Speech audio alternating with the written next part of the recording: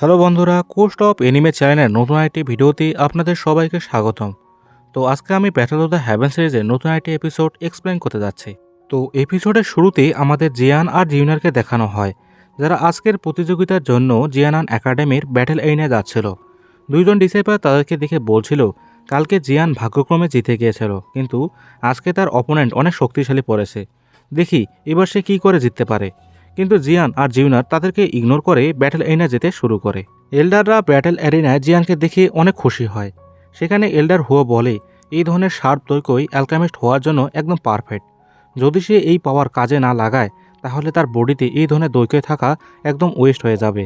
Senior এল্ডার বলে জিয়ান ইতিমধ্যে জিওমা এম্পায়ারে হওয়া পিল কম্পিটিশনের চ্যাম্পিয়ন হয়েছে। এটা শুনে এল্ডার হুয়া বলে যদি সে পিল রিফাইনে ইন্টারেস্ট দেখায় তাহলে তাকে আমার ডিসেবল বানাতে কোনো বাধা নেই। সেখানে জিয়ান এল্ডারদেরকে স্ক্যান করতে শুরু করে, কিন্তু জিয়ান তাদের পাওয়ার লেভেল জানতে অক্ষম হয়। এটা থেকে জিউনার তাকে বলে এই চারজন এল্ডারই পিক লেভেল দাহং কাল্টিভেটর। মাস্টার রুয়েলেন জিয়ানকে এইসব এল্ডারদের বিষয়ে আরও সব ইনফরমেশন দিয়ে দেয়, যে এখানে কোন এল্ডার কোন ডিপার্টমেন্টের দায়িত্বে আছে আর তাদের পাওয়ার লেভেল কি ইত্যাদি ইত্যাদি। এর জন্য জিয়ান মাস্টার রুয়েলেনকে ধন্যবাদ বলে। মাস্টার রুয়েলেন বলে এসব কিছু ইগনোর করো আর তোমার পুরো ফোকাস কম্পিটিশনে দিয়ে দাও। হয়তো টপ 20-তে উঠতে তোমার বেশি কষ্ট করতে হবে না। তোমার ট্রু স্ট্রেংথ অনুযায়ী আমার মনে হয় তুমি টপ 5-এ ঢুকে যেতে পারো। জিয়ান বলে তাতে আলাদা কি। মাস্টার রুয়েলেন বলে তুমি আগে টপ 5-এ ওঠো, তারপর নিজেই বুঝে যাবে। সেখানে এক ছেলে ইউনারকে ডাকতে শুরু করে। সেই ছেলেকে দেখে মাস্টার রুয়েলেন বলে এই ছেলেটা আজ তোমার প্রতিপক্ষ, এর নাম লুমো। জিয়ান বলে ওর পাওয়ার লেভেল কত। ইউনার বলে মোটামুটি 3 স্টার দ্বাদশীর কাছাকাছি হবে। এখন এল্ডার ঘোষণা করে গতকালের বাছাই আর প্রিলিমিনারি রাউন্ডের পর আজ ইনার একাডেমির জন্য 20 জনকে সিলেক্ট করা হবে। এল্ডার এই বলে প্রথম রাউন্ডের ঘোষণা করে দেয়, যেখানে একজনের নাম লুফু আর একজনের নাম গেলি। ম্যাচ শুরু হতেই গেলি প্রচণ্ড স্পিডে লুফুর উপর একটার পর একটা অ্যাটাক করে, যেটা দেখে ইউনার বলে মনে হচ্ছে লুফু আজকে হেরে যাবে। জিয়ান বলে আমি কিন্তু তা মনে করি না। এরপর জিউনার বলে গেলির আক্রমণ খুবই আগ্রাসী ঠিকই, কিন্তু কিছু সময় পর ও নিজেই ক্লান্ত হয়ে পড়বে। যখন সেই সময় আসবে লুফু কাউন্টার অ্যাটাক করে গেলিকে হারাতে সক্ষম হবে। এটা দেখে জিয়ান একটু অবাক হয় আর সে বুঝতে পারে জিউনারও তার থেকে কম পাওয়ারফুল নয়। সেখানে ব্যাটলফিল্ডে জিউনারের ধারণায় সঠিক হয় আর লুফু গেলিকে কাউন্টার অ্যাটাক করে হারিয়ে দিতে সক্ষম হয়। জিয়ান জিয়ানান একাডেমি ডিসেবলদের ফাইট দেখে খুবই শখ হয় আর সে বলে যদি আমাকে আমার মাস্টার গাইড না করতো তাহলে আমার একার পক্ষে এইসব জিনিয়াসদের মোকাবিলা করা খুবই মুশকিল হতো। জিয়ান একটু কিউরিয়াস হয়ে বলে আসলে এই একাডেমিতে ডিসেবলদের কিভাবে ট্রেন করা হয়। মাস্টার রুয়েলেন বলে প্রতি বছর একাডেমির কিছু ছাত্রকে ব্ল্যাক কর্নার রিজনে ব্যাটেল এক্সপিরিয়েন্সের জন্য পাঠানো হয়ে থাকে। হ্যাঁ, এতে ঝুঁকি তো থাকেই, যে কারণে আমাদের বেশ কয়েকজন ট্যালেন্টেড ডিসেবলদের হারাতে হয়। কিন্তু যারা সেখান থেকে জীবন মৃত্যুর লড়াই পার করে ফিরে আসে, তারা শক্তি হোক বা মানসিকতা সব দিক থেকেই তারা অনেক বদলে যায়। এটা জেনে জিয়ান বলে ভাবিনি জিয়ানান একাডেমির জিনিয়াসরা এতটা সাহস দেখাতে পারে। এখন পরবর্তী ম্যাচের ঘোষণা করে দেওয়া হয়, যেখানে জিয়ান আর লুমুর নাম নেওয়া হয়। মাস্টার রুয়েলেন বলে বাইশ্যান লুমু ওরা সবাই ব্ল্যাক কর্নার রিজনে গিয়ে ট্রেনিং করে এসেছে, ওদেরকে হালকাভাবে নিও না। যদি তুমি সত্যি বাইশ্যানের ঝামেলা একেবারে শেষ করতে চাও তাহলে এই ম্যাচটা তোমাকে জিততেই হবে, হারার কোনো সুযোগ নেই। মাস্টারের কথা মাথায় নিয়ে জিয়ান ব্যাটেল এরিনায় হাজির হয়। ওখানে বাইশ্যানও ছিল। সে বলে আমিও দেখতে চাই এই জিয়ানের মধ্যে আসলে কি আছে, যে কারণে জিউনার তার জন্য এত পাগল। আমরা ওখানে দেখতে পাই যে একাডেমিতে লুমুর ফ্যান ফলোয়িং সত্যি অনেক হাই, আর লুমু একটু ফানি টাইপ ছেলে ছিল। আমরা বুঝতে পারি সে মনের দিক দিয়ে অনেক ভালো মানুষ। লুমু বলে তুমি কি ছোটো ভাই জিয়ান?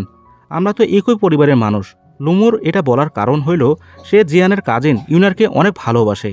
সে বলে সমস্যা নাই, আমি হোল্ড ব্যাক করব, তুমি চিন্তা করিও না। তোমার কিছু হইলে ইউনার আমার উপর রেগে যাবে, না হলে ম্যাচ শেষে আমাকেই পরে ভুগতে হবে। কিন্তু এটা ভেবো না যে আমি একদমই ছেড়ে দেব, এই জন্য নিজের সর্বোচ্চটা লাগিয়ে দাও। এখন তাদের মধ্যে ফাইট শুরু হয়, যেখানে লুমু নিজের জট দিয়ে জিয়ানের উপর অ্যাটাক করে আর জিয়ান খুব সহজে নিজের হ্যাবেরুলার দিয়ে ডিফেন্স করে। কিন্তু জিয়ানের একটি পাওয়ারফুল অ্যাটাকে লুমুর জট তার হাত থেকে ছিটকে পড়ে যায়। লুমু বুঝতে পারে জিয়ানের ডিফেন্স খুবই পাওয়ারফুল। লুমু বলে তোমাকে আমি সত্যি কম ভেবেছিলাম, মনে হচ্ছে আমাকে সিরিয়াস হয়ে লড়তেই হবে। তুমি নিশ্চয়ই আমার আসল পরিচয়টা জানো, তাই না? সে এই বলে নিজের বিস্ট ফ্লেম বের করে। সে বলে জিয়ান ভাই একটু সাবধানে থেকো, কারণ আমার এই ফ্লেম একজন দাওয়ালিন যোদ্ধাকে খারাপভাবে আহত করতে পারে। এটা দেখে জিয়ান নিজের হ্যাবেরুলার রেখে দিয়ে নিজের পাওয়ারফুল ফ্লেম বের করে। যেটা দেখে ওখানে সবাই অনেক অবাক হয়। জিয়ানের হাতে ফ্লেম দেখে লুমু হেসে বলে, বাপ রে, দেখে মনে হচ্ছে আমরা দুজনেই অ্যালকামিস্ট। তাহলে দেখি তোমার ফ্লেম কন্ট্রোল করার দক্ষতা কেমন। সে এই বলে জিয়ানের উপর অ্যাটাক করে। এখন জিয়ান আর লুমুর মধ্যে ফ্লেম দিয়ে ফাইট শুরু হয়, যেখানে লুমু জিয়ানের অ্যাটাক খুবই সুন্দরভাবে নেলিফাই করে। এরপর শেষে লুমু পিল ফায়ারিং টেকনিক দিয়ে জিয়ানের উপর অ্যাটাক করে। জিয়ান তার সামনে শিল্ড বানিয়ে ডিফেন্স করার চেষ্টা করে, কিন্তু দুইজনের পাওয়ারে সেখানে বিস্ফোরণ হয়। বিস্ফোরণের ধোঁয়া সরে যেতে লুমু জিয়ানকে দেখতে না পেয়ে চিন্তায় পড়ে যায়। সে বলে, জিয়ানের কিছু হয়ে গেল না তো? এখন ইউনারকে আমি কি বলবো? কিন্তু জিয়ান তার ফ্লেম দিয়ে লুমুর হাত পা বেঁধে ফেলে। ওখানে অনেক চেষ্টার পরও লুমু সেখান থেকে বের হতে পারছিল না। শেষমেশ আর কোনো উপায় দেখতে না পেয়ে লুমু নিজের হার মেনে নেয়। ওখানে এল্ডার আমাদের এক্সপ্লেইন করে যে জিয়ান কিভাবে লুমুকে হারাতে পারল। জিয়ান প্রথমত তার ফ্লেমের কিছু অংশ লুমুর অ্যাটাককে ডিফেন্স করার চেষ্টা করে, আর দ্বিতীয়ত যখন লুমু তার অ্যাটাককে স্টেবল করতে ব্যস্ত ছিল তখন সে মাটির নিচে ফ্লেম ছেড়ে দেয় আর লুমুকে একটি ট্র্যাপে ফাঁসানোর চেষ্টা করে। এল্ডার জিয়ানের এইরকম স্কিল দেখে হতভম্ব হয়ে যায়। জিয়ান লুমুকে বলে, আপনি সত্যি অনেক পাওয়ারফুল। যদি আমার কাছে দৈঘ্য আর্মার না থাকতো তাহলে শুধু পার্পল ফ্লেম দিয়ে আপনাকে হারানো সম্ভব হতো না। লুমু বলে, আমাকে সান্ত্বনা দেওয়ার দরকার নেই। হার জিত তো লড়ারই একটা অংশ, আর এমনিতেও নিজের ফ্যামিলি মেম্বারের কাছে হারলে এতে লজ্জার কি আছে। এখন জিয়ান ম্যাচ শেষ করে জিওনারের দিকে তাকায়, আর সে সেই সময়ের কথা ভাবে যখন সে এক লুজার ছিল। সে বলে, তখন তুমি সবসময় আমার পাশে ছিলে আর আমাকে সবসময় সাহস দিতে। আমার ট্রেনিংয়ের জন্য তুমি সবসময় আমাকে মোটিভেট করতে। এখন জিয়ান জিওনারকে কাছে টেনে নেয়। অবশেষে আমি সে যোগ্যতা আর শক্তি পেয়েছি তোমার পাশে দাঁড়ানোর। এখন তুমি যত শক্তিশালী হয়ে যাও না কেন, আমি কখনো হার মানব না আর তোমার সবসময় পাশে থাকবো। ওখানে মাস্টার রুওলিন বলে, জানি তোমরা দুজন একে অপরকে ভালোবাসো, তাই বলে পাবলিক প্লেসে নিজেদেরকে একটু সামলে রেখো। এটা শুনে তারা দুজন অনেক লজ্জা পায় আর সেখানে বসে পড়ে। এখন এল্ডাররা পরবর্তী ম্যাচের ঘোষণা করে দেয়, যেখানে এক ডিসাইপালকে দেখিয়ে মাস্টার রুওলিন বলে, গত 2 বছরে ব্ল্যাক কর্নার রিজনে ট্রেনিংয়ে থাকাকালীন সেখানে তার হাতে শতাধিকেরও অধিক লোক তার হাতে মারা পড়েছে। একে মোটেও হালকাভাবে নেওয়া যাবে না। আর এরও সাথে এই এপিসোড এখানেই শেষ হয়।